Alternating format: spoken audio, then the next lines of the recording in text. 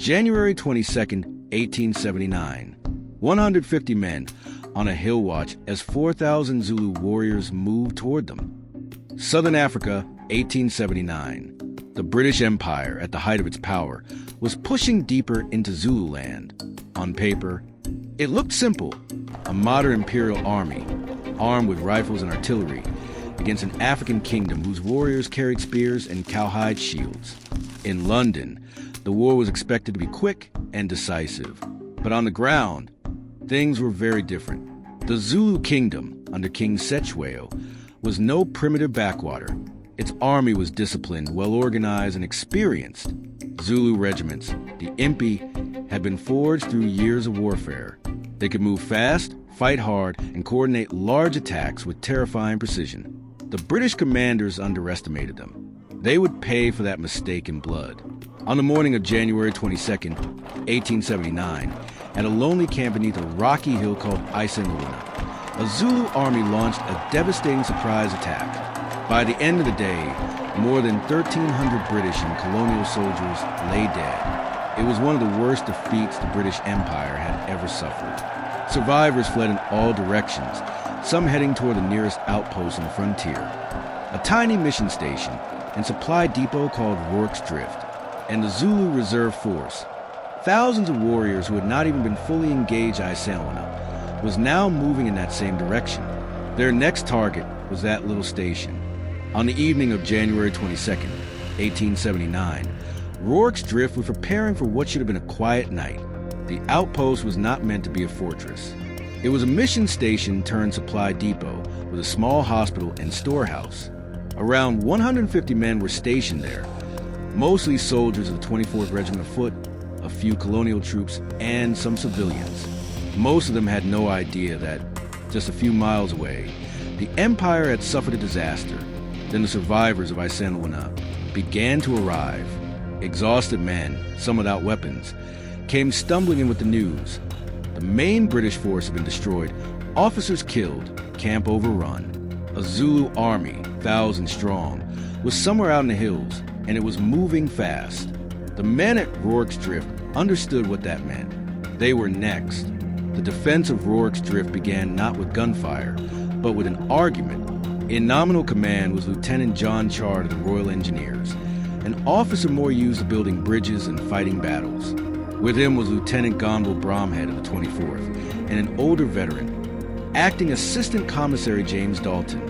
Faced with the news from Isandlwana, some officers suggested abandoning the station and retreating. The logic was simple. 150 men against several thousand warriors seemed like suicide. Dalton strongly disagreed. The hospital was full of wounded who could not be moved quickly. The station held precious ammunition and supplies. And out on the open plain, a small, slow-moving column would be easy prey for fast-moving Zulu warriors. If they ran, they would likely be cut down. Dalton argued that their only real chance was to stay, fortify, and fight. Chard agreed. Rorke's Drift would stand. From that moment, every minute before the Zulus arrived had to be used. The mission station was just a cluster of simple buildings: a stone storehouse, the hospital, a small chapel, and some animal enclosures. It was not designed to withstand an attack, so the defenders began to improvise a fortress out of whatever they had. They dragged heavy mealie bags, sacks of grain, into long lines, stacking them chest-high to form firing positions. Wooden boxes and crates were piled up into inner barricades. Doors and windows were reinforced with furniture and planks. An inner defensive line, the redoubt, was created as a final fallback position if the outer wall was overrun. The hospital quickly became both an asset and a problem. Its stone walls could stop bullets and spears, but inside it was a maze of small rooms and narrow passages. If Zulu warriors broke in, wounded men in their beds would have nowhere to escape. As the work went on, dust clouds appeared on the distant hills. The Zulus were coming. The attacking force is usually estimated at between 3,000 and 4,000 warriors, a reserve element of the larger army that had destroyed the British at Isandlwana. Many carried the traditional stabbing spear, the ikawa, and shields of oxhide.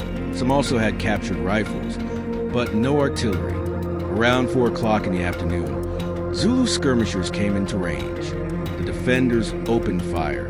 Zulu tactics relied on speed, aggression, and encirclement.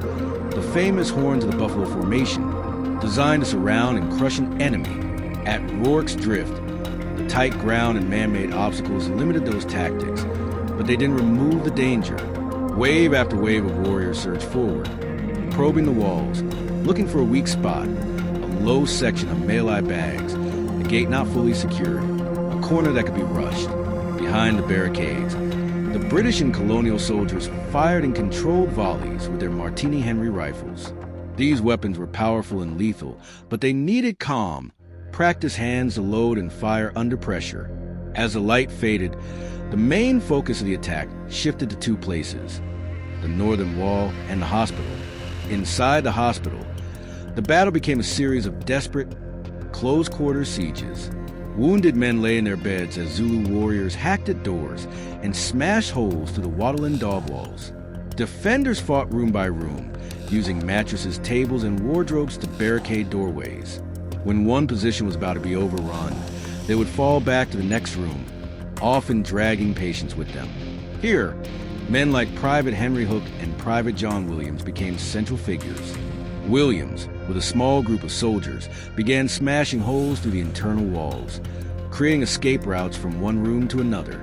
As each room was breached by Zulu warriors, defenders would pull the wounded through these makeshift passages, buying a few more minutes of survival. Hook, who had not been considered a model soldier before this battle, helped hold narrow choke points at close range, firing, reloading, and physically hauling patients out as flames and attackers closed in. Parts of the hospital caught fire. Some wounded men could not be moved in time and were killed where they lay. Others were dragged out through windows or pulled under barricades at the last possible moment. By late evening, the hospital was lost, but many of its patients had been saved and brought back to the inner redoubt. The fighting continued into the night. The station was lit by burning thatch, muzzle flashes, and the occasional flare of fire as buildings smoldered. The defenders' ammunition ran low, but never ran out. At times, Zulu warriors got close enough for hand-to-hand combat across the barricades. Eyewitness accounts describe small countercharges by the defenders, driving back attackers with bayonets when it looked as if the line was about to break. Gradually, after midnight, the intensity of the attacks began to fade. The Zulu leaders knew daylight would make their warriors easier targets, and there was always the risk that fresh British troops might arrive. Slowly, they began to withdraw. By the early hours of January 23rd, the surviving defenders realized they were still alive. They had held. When the sun rose over Rorke's Drift, the cost of that stand became clear. 17 defenders had been killed, with many more wounded. The station was scarred by bullets, fire, and shattered walls. Outside the perimeter, scattered across the field and rocks, lay the bodies of hundreds of Zulu warriors. Modern estimates suggest at least 350 Zulus were killed and many more injured. In Britain, the story of Rorke's Drift quickly became something else, a symbol. News of the disaster at Isandlwana had shocked the empire. Politicians and newspapers seized on Rorke's Drift as a much more comforting tale, a story of courage, discipline, and imperial heroism. 11 Victoria Crosses were eventually awarded for actions at the station, the most for any single engagement in British history. Chard, Bromhead, Dalton, Hook, Williams, and others were celebrated as men who stood firm against impossible odds. But modern historians also point to the darker side of what happened afterward. Some reports describe British and colonial troops moving across the field once the battle was over, killing wounded Zulu warriors to prevent them from recovering or rejoining the fight. Brutal acts like these were not unique to Rorke's Drift. They were part 19th century colonial warfare, but they stand in sharp contrast to the sanitized legend told back home. Rorke's Drift is therefore an uncomfortable story. It is undeniably a tale of endurance and courage by a small, outnumbered garrison, but it is also a window into violence of empire and into how quickly complex, bloody events can be reshaped into simple, heroic myths. Today, the walls and foundations of Rorke's Drift still stand. Visitors can walk the line where a handful of men face thousands and ask, was this a desperate last stand for survival, or a small, brutal victory used to mask a far greater defeat? If you've stayed with me through the night at Rorke's Drift, thank you. This battle has been retold so many times that it's easy to forget the real people on both sides of the walls.